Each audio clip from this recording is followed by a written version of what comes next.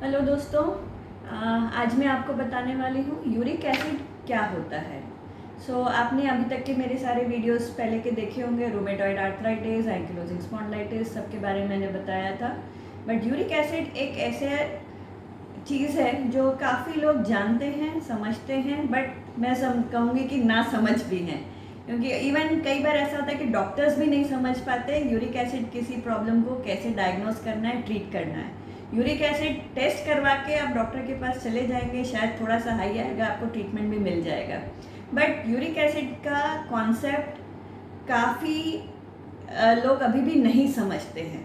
तो आज एकदम सरल भाषा में मैं आपको समझाऊंगी यूरिक एसिड क्या होता है। यूरिक एसिड जो है बेसिकली बॉडी का वेस्ट प्रोडक्ट होता है। जो भी हम खाने में प्रोटीन पदार्थ या प्यूरिन्स जो हम बोलते हैं, उसको जब हम खाते हैं, बॉडी जब उसको डाइजेस्ट करती है और बॉडी का जो डाइजेशन के प्रोसेस में जो आखिरी वस्तु जो बचती है, जो पेशाब के रास्ते बाहर निकलना चाहती है, वो होता है यूरिक एसिड। अब यूरिक एसिड कभी कभी बॉडी में जो है ये लेवल इसके बढ़ने लगते हैं। अब बढ़ने क्यों लगते हैं?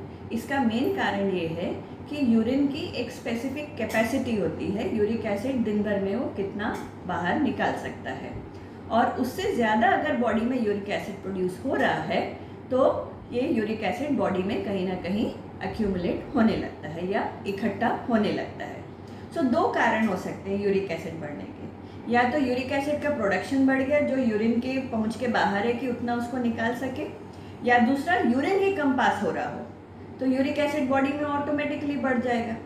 और सिंस यूरिक एसिड जो है बॉडी का वेस्ट प्रोडक्ट है, तो बॉडी की ऑटोमेटिक ट्यूनिंग दिमाग से और हमारे बॉडी के सेटिंग में ऐसी होती है कि इसको डंपिंग ग्राउंड में भेजा जाता है। जैसे हम कोई भी वेस्ट प्रोडक्ट होगा, हम उसको कहाँ डालेंगे? कूड़ेदान में ही डालेंगे ना। तो बॉडी का जो वेस्ट प्रोडक्ट जो है, बॉडी की अपनी समझ के हिसाब से ये अलग अलग जगह डिपॉजिट करने लगता है। तो सबसे कॉमन जगह जो बॉडी के समझ पड़ती है, जो हमारे दिमाग की समझ पड़ती है, वो होता है पैर का पार्ट। सबसे दूर है हमारी बॉडी से, सबसे निचला भाग है। तो सबसे ज़्यादा यूरिक एसिड जो है पैर के जॉइंट्स में डिपॉजिट होता है, और उसमें भी सबसे कॉमन है पैर का अंगूठा, क्योंकि वहाँ पे बॉडी का सबसे डिस्टल पार्ट जो बोलते हैं ना, सबसे दूरी वाला पार्ट जो है बॉडी का, पैर का अंगूठा है। फिर वहाँ भी भर गया तो थोड़ा एंकल्स में आ जाएगा, वहाँ से भी भर गया तो फिर वो नी तक आ सकता है, घुटने तक आ सकता है। तो धीरे धीरे धीरे धीरे यूरिक एसिड कितना एक्स्ट्रा है उस हिसाब से ये अलग अलग जगह जॉइंट्स में पैरों के डिपॉजिट होने लगता है।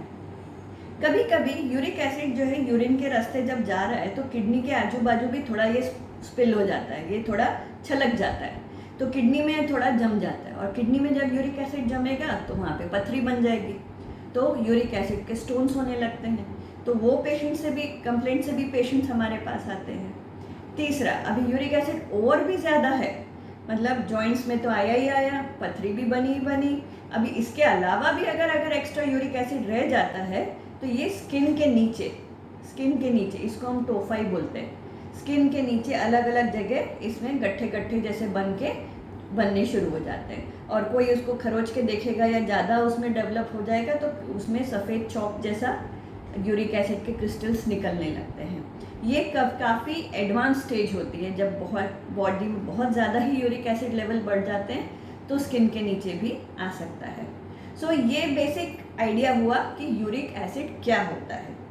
अभी अगले वीडियो में मैं आपको बताऊंगी कि यूरिक एसिड से अगर बढ़ते हैं तो इसके सिम्टम्स क्या होते हैं और उसके लिए हमको क्या ध्यान रखना चाहिए। और यूरिक एसिड का खास खाने पीने से कनेक्शन बहुत ज़्यादा है, तो वो भी आप वीडियो मेरा ज़रूर देखें कि यूरिक एसिड अगर किसी का ज़्यादा है तो उसमें खाने पीने में लोगों को क्या ध्यान रखना चाहिए। देखते रहें आप मेरा चैनल, सब्सक्राइब करें और ज़्यादा से ज़्यादा लोगों के साथ आप शेयर करें। मेरा ईमेल आईडी भी है, आपको कुछ और क्वेरीज हों तो ज़रूर आप मुझे ईमेल करके कांटेक्ट कर सकते हैं। Thank you.